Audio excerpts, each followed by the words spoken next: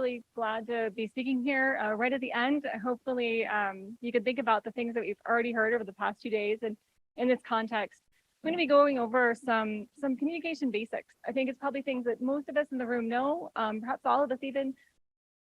But sometimes, thinking about, the basic strategies can help us to put things into context. So we've already been over this earlier today, that risk is the likelihood of harm based on hazard and exposure. So sharks in the ocean are a hazard, and swimming with sharks is exposure. So for agricultural biotechnology, we have products that are low hazard.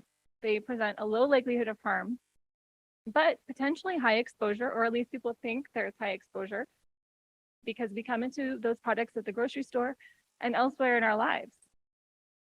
But even though there is low risk due to that low risk of harm, there's still a high concern. So this slide is based on some work by Peter Sandman, which I'm sure a lot of folks in here have heard of before, who has a lot of great work on science communication and particularly talking about managing outrage. But I've sort of softened the term here to talk about concern. But anyway, so products that are low concern tend to come in contact with us voluntarily.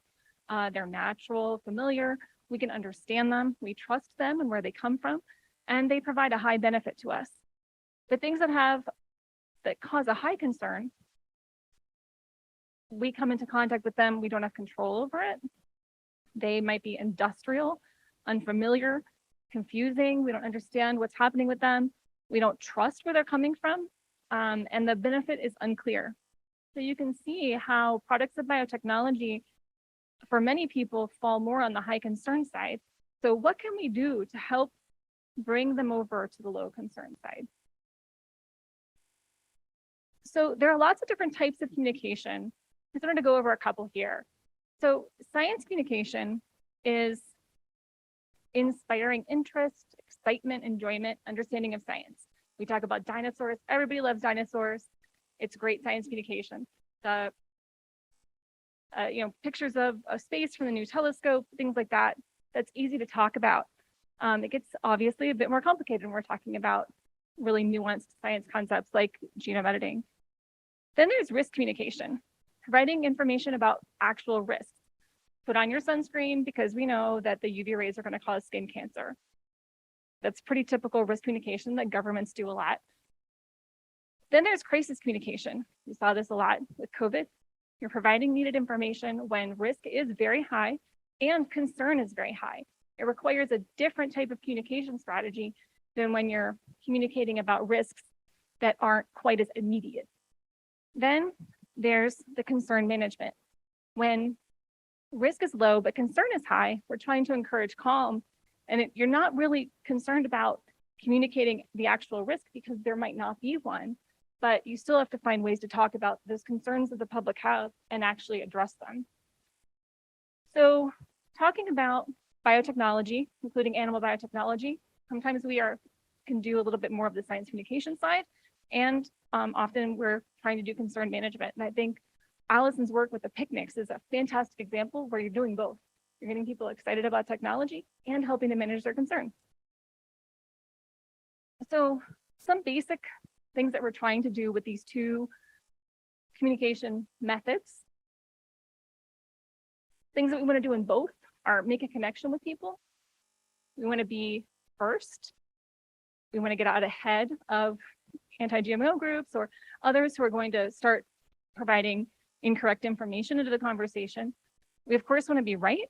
And most importantly, we want to be credible. Then some things that we can do with science communication, we want to share our curiosity, show enthusiasm, excitement for the science, but we also want to keep it real and not overstate benefits. Then on the concern management side, it's important to express empathy, show respect, and try to help understand where they're coming from. People don't have concerns for no reason. There's actual concerns behind that. So trying to understand where they're coming from can go a long way to help managing their concern. And then promoting action. What can people do? How can they learn more? How can they share public comments? Things like that. giving people something that they can do can help manage concerns as well. Then this is, again, pretty basic stuff, but I think it can help when we think about the things that we're doing for communication to really ask some basic questions. So first, who? Both who are we speaking to and who is speaking? So we want to think about our audience, who we're trying to reach. There's this question of what's the public? Which publics are we talking to? Or are we trying to reach a specific audience? So for example, if you're trying to communicate with a group of concerned parents, your communication strategy might be different than if you're trying to talk to legislators, for example, although some legislators might also be concerned parents. Then who is speaking? I think that's really key, especially for government communication. Sometimes the government is the right person to speak, and sometimes it's better for us to invite a public sector scientist or something like that to come and speak, because they might be more trustworthy depending on the audience.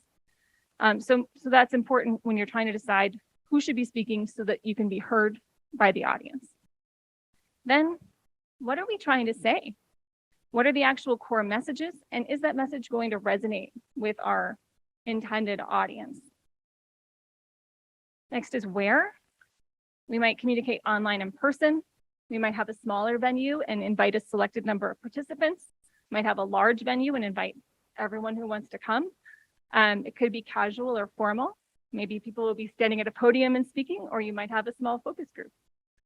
And then will that communication be one way, like I'm delivering now, or two-way, where you're having a conversation? Then when?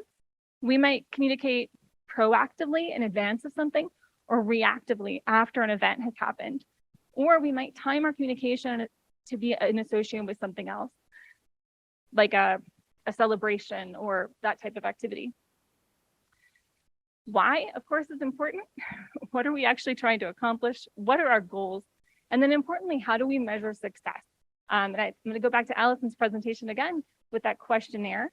That's a fantastic way to see, is this working? Are people changing their minds? Are they hearing what we're trying to tell them? And your data shows that they did, which is fantastic. And then how? How are we going to meet our goals? Do we have short or long-term goals?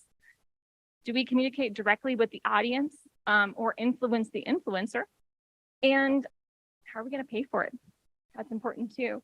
And how much funding we have can influence how we're going to do our communication. So one thing that I think is really important here, I hope we get into a little bit in the panel discussion, is we can't talk to everybody, especially government agencies, small companies, even academics. We don't have the money to do a huge ad campaign. We're not going to reach everyone, but we can make ourselves accessible and provide resources that can be used with others who will then reach their groups. So if you can make yourself available to the press, and the press can ask you questions and you become a credible source and they come back to you, then all the stories that they write, whether they're quoting you or not, are then relying on good science-based information. So that's that influencers piece. Then just really quickly, if we're going to be communicating, we should have a message map. It's so important to have statements in advance thought out so that our statements can be accurate, understandable to the audience. We want to keep it positive and upbeat.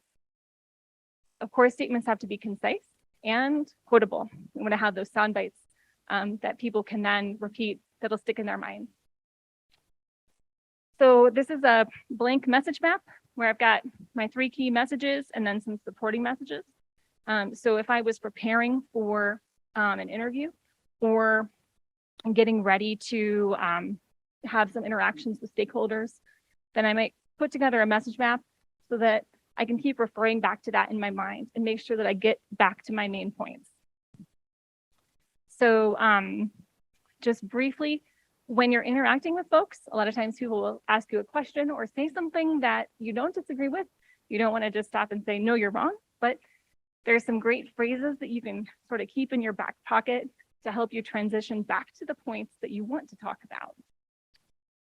And then just based on what I heard over the past couple of days, I filled in my message map if I wanted to talk to someone about agricultural biotechnology and animals.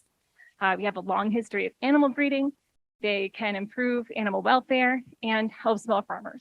But of course, these messages are going to be different depending on who my audience is. My top 3 key points might be the same because that's what I want to talk about, but my supporting messages that are going to be impactful to the audience will change. Then I've got some resources, and that is it. Thanks very much.